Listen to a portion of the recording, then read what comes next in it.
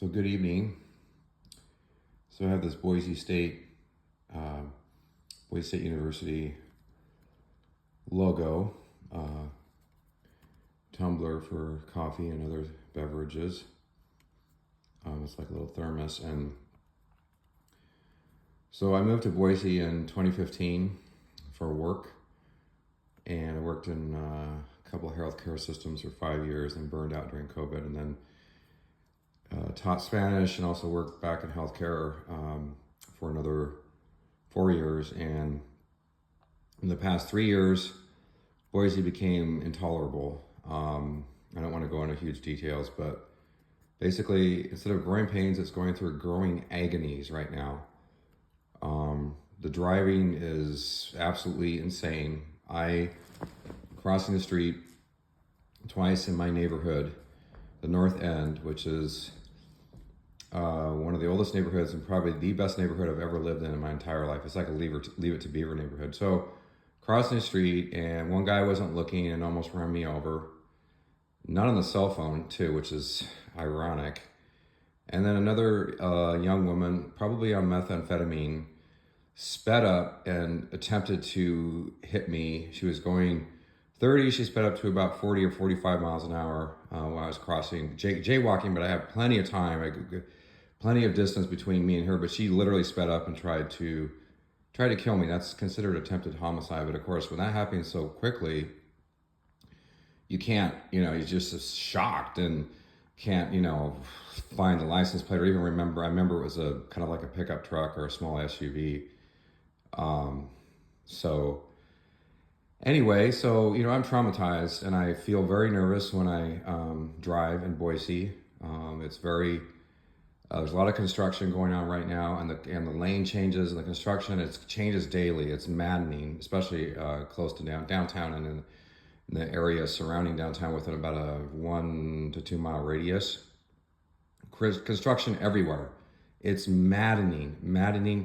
People are in a hurry. The housing rate is terrible. The cost, the second worst in the nation according to supply and demand. So it has the second lowest vacancy rate behind Portland, Oregon. So that means that there's a shortage of housing at approximately 4.5%, and they're not building enough housing to keep up with the demand. So you're going to see more and more people living in RVs, living on the street, couch surfing, sleeping outside in the beautiful parks or out on the foothills, or parking their car, in remote places, and living in their cars in the shade. The summertime is brutal. Try living in your car in Boise when it's 90 degrees plus for 3 months. Gets up into about 105, sometimes 110. You got smoke. It's really dry, but then you dry out. It's like a sauna there.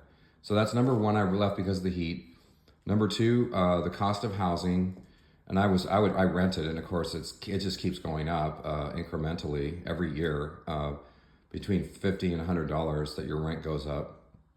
And then of course the attitude, the traffic, and the people that are moving in from California, Texas, other states, who bring their terrible driving habits with them. They make things extremely dangerous, and also their money, which inflates the housing prices. And then also the attitude, the political attitude. They're rude. Now, not everybody is rude, okay? But in public, when dealing with regular public, they're rude.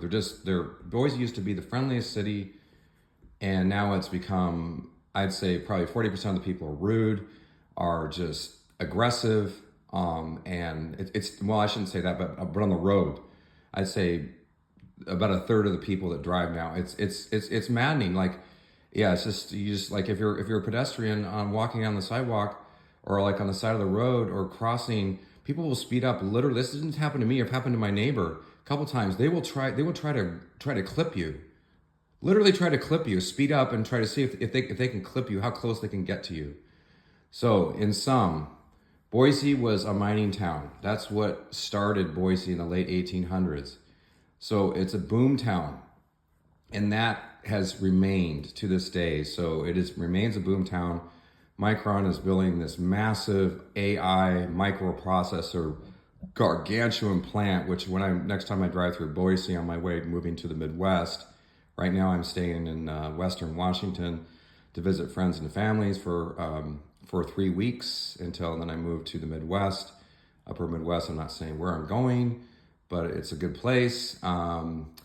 And you could probably read between the lines on that one. Good place for the outdoors. Let's just put it that way, with the largest lake in North America. So anyway, so yeah, I'm grateful for the 10 years I've had in Boise, but I'm also really glad that I'm getting out. All right, peace out, everyone.